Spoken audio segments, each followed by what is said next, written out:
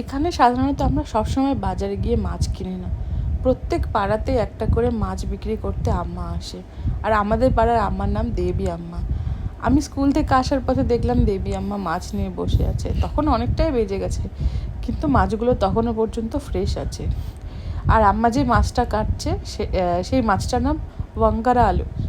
আমি মাছটা নিইনি, এই মাছটার পুরো উপরের চামড়াটা টেনে উঠিয়ে দিয়ে তারপরে এটাকে পিস করে কাটতে হয়, না হলে এটা ফ্রাই হয় না ভেতর থেকে।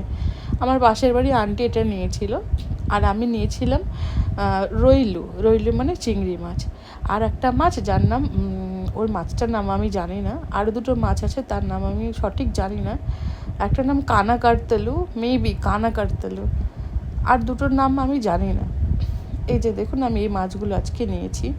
আপনারা কারা কারা সমুদ্রের মাছ খেতে ভালোবাসেন আমাকে অবশ্যই জানাবেন।